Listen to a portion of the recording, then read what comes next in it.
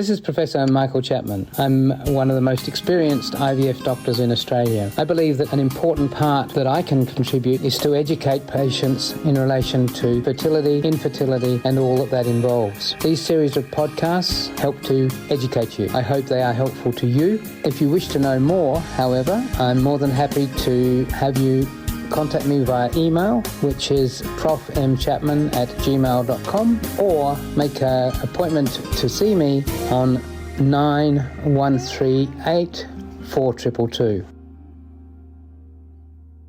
So, Prof, what are your thoughts about embryo selection tools and whether they should be regulated like pharmaceutical drugs are regulated? Well, any mechanism that decides treatment should be subject to significant scientific evidence that they make a difference. And that's what the pharmaceutical industry has to do when they bring a new drug on the market. So in the scientific world, in embryo selection, what are we talking about? Well, what we're talking about is, I produce 5 embryos to the day 5 stage. Which one should I pick first? Well, my first comment is we're never going to throw out any of those embryos. So you'll get to that embryo, the right embryo, at some point. So all of the hoo-ha about embryo selection, to some extent, is academic. Well, it's a little bit more than academic, because obviously if we can pick the best embryo first, you're more likely to get pregnant earlier. But doesn't mean you're not going to get pregnant if we don't pick the best embryo first, because we'll get to that embryo anyway. So we start with various approaches. In my early days of IVF, it was the scientist looking down a microscope and saying that looks like a good embryo. It's got the right number of cells and they're the right shape.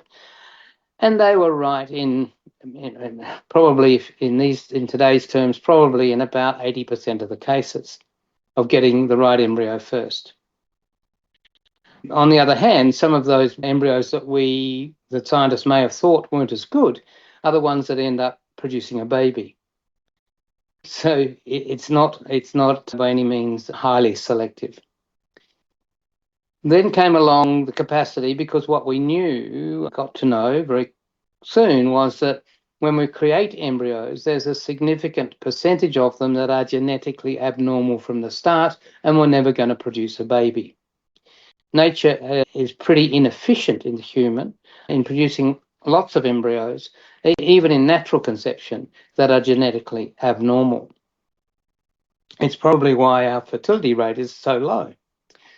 So concept is, if you can test an embryo and work out that it's genetically normal, then that's a big starting point to picking the best embryo. So genetic testing has now become quite commonly used. In the United States, some clinics, as many as 95% of cycles end up with the embryos being tested genetically. Those that are normal get put back, and those that are not are discarded because they would never have produced a pregnancy. But the genetic testing itself is not 100%, but it is very good, probably 98, 99% accurate. Certainly in terms of picking a normal embryo, it's probably 100% accurate. There is some question mark over some of the abnormal ones, whether we might be overjudging that an embryo is abnormal, because we're only looking at a small selection of cells. But using genetic testing, our own Australian data published a couple of years ago quite clearly showed that using genetic testing, you get to a pregnancy sooner. But at the end of the day, the number of pregnancies after multiple embryo transfers without doing genetic testing is exactly the same number, because you eventually get to the good one. So is PGT worth it? Well, as I say, it brings it quicker, and the pain and the cost of going again and again for a frozen embryo transfer is something that you can avoid by doing that. But it is invasive, and about 2% of embryos that we test end up being broken down and actually not being able to be used, because the embryo has about 10 out of the 300-400 cells taken from it. It's an injury to the embryo. It has to be frozen, and then when it's used again, it has to be thawed, which again is not the most gentle process for a cellular organism. So if we can avoid having to do that, that's where the next focus has been.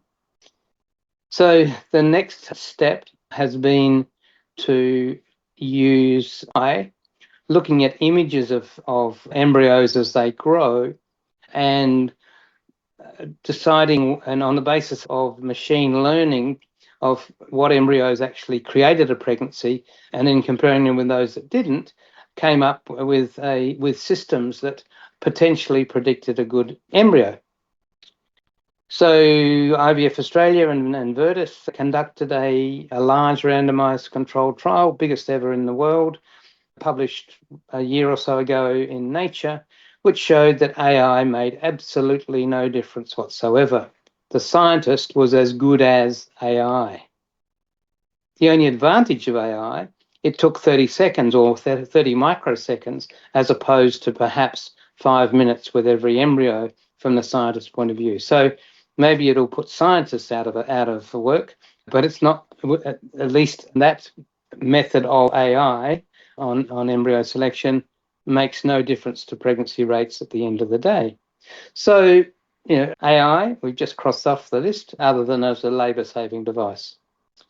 People are looking at other things in a non-invasive way. So if there's been one group, there are many groups around the world who have looked at the DNA in the culture medium, which is shed from an embryo, and attempted to use that to pick which is the abnormal embryos and throw those out, so hopefully finding a more successful pregnancy. The problem with that is that it's probably only 85% correct. So there are potentially embryos that are being thrown out that might have been okay. That actually resulted in a class action against one of the big IVF units in Australia when they moved on to that non-invasive technique and didn't test the embryos. Cost them $58 million in damages.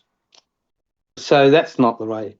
One of my colleagues at the University of New South Wales, working with Monash University, has developed a technique that certainly in mice seems to hold some promise, in that when you shine laser beams on embryos, the way in which the light changes colour in the reflection is a reflection of the metabolism of that embryo. And in mice, they've shown a good correlation with normality of the embryo versus abnormality of the embryo. So early days, but it's something that, because it is non-invasive, it's also very quick. And it may be useful as a screening tool to decide which embryos to test with PGT. Beyond that, we're still back with it, with scientists being properly trained to pick the best embryo. But I think the important thing is that we don't throw out any embryo that gets to a blastocyst, because they all have some chance of a pregnancy. Those that are genetically normal have the highest chance. Those that are genetically abnormal are unlikely, like less than 5% chance of producing a pregnancy, maybe even less than that, depending on the severity. Embryo selection, it's what we would like to be doing, but at the end of the day, it probably doesn't produce any better long-term cumulative pregnancy rates.